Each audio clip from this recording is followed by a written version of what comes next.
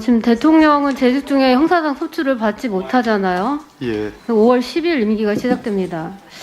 그런데 그 윤석열 당선인 대선 기간 동안에 허위사실 공표에 의한 공직선거법 위반 혐의로 수차례 고발당한 거 알고 계실 겁니다.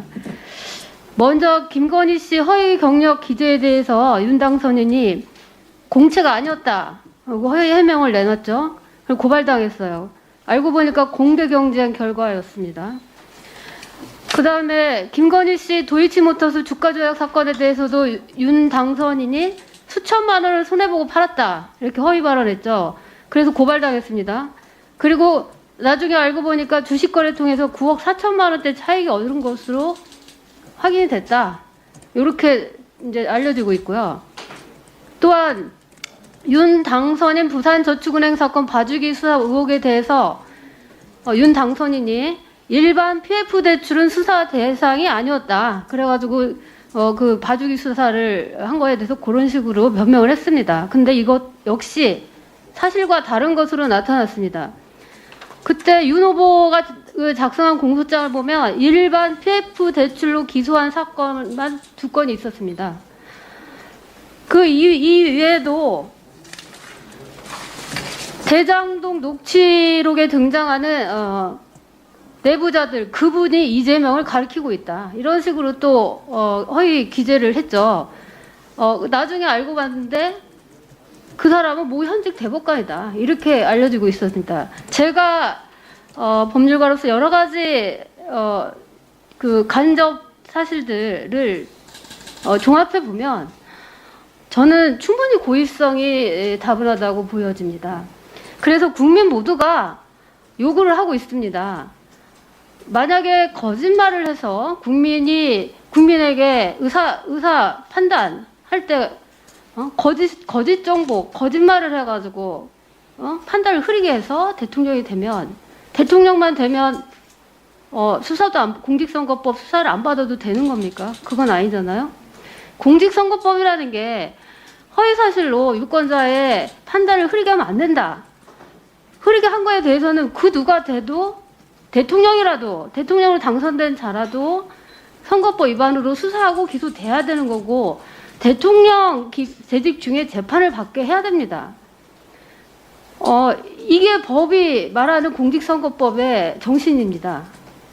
거짓말하고 해서 유권자들에게 잘못된 정보를 주고 판단을 잘못하게 해서 대통령이 됐습니다. 그러면 그 공직선거법 위반으로 수사도 안 받고 기소도 안 받아요. 정의가 죽은 거죠. 그래서 이 정권 교체기에 법무부 장관님께서 아주 지금 힘든 상황이긴 합니다만은 정의를 살려야 됩니다. 그러면은 적어도 윤석열 당선인이 다른 범죄는 몰라도 공직선거법 위반만큼은 수사를 해서 기소를 해줘야 됩니다. 왜냐하면 일반 많은 국민들이 윤석열 당선인이 대선 기간 동안 거짓말한 거를 수차례 다 보고 다 인식을 하고 있습니다. 법무부 장관님께서 수사지휘권을 행사를 하셔야 됩니다. 그런데 아까 말씀하신 것처럼 김호수 검찰총장이 이 공직선거법 위반 사건을 수사하고 기소할 가능성이 있어 보입니까? 좀 어려운 질문이십니다. 그런데 당연히 어렵죠. 어려운데 지난 대선은 법조 대선으로 불러졌습니다. 제 경험으로 제가 경험한 대통령 선거만 해도 몇 번인데 유례를 찾을 수 없는 그러한 대선이었고 어느 쪽이든 저는 법치주의의 위기가 노정되었던 그러한 대선이었다고 생각을 합니다. 예, 그래서 그러나 제가 갖고 있는 우리 존경하는 이수진 의원님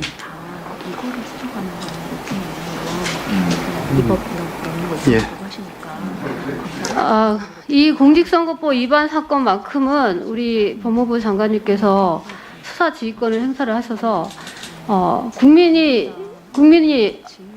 정의는 살아 있구나 이런 느낌을 갖게 할 수 있도록 해주셨으면 좋겠습니다. 왜냐하면 예전에 이재명 도지사는 도지사 될 때 거짓말 한 번 한 것 같다고 해가지고 도지사 기간 내내 대법원까지 가서 재판을 받았습니다. 그런데 지금 아까 말씀드린 대로 윤석열 당선인은 이렇게 수차례 거짓말을 한 게 막 드러나고 있습니다. 그럼에도 불구하고 재판마저도 안 받게 한다면 이거는 정의가 살아있는 나라가 아닌 거죠. 그 공직선거법의 대상이지 않습니까? 근데 그 대상인데도 수사도 안 하고 기소도 안 한다. 이건 굉장히 심각한 문제라고 봅니다. 그래서 역사의 지금 주인공이십니다. 우리 법무부 장관님이.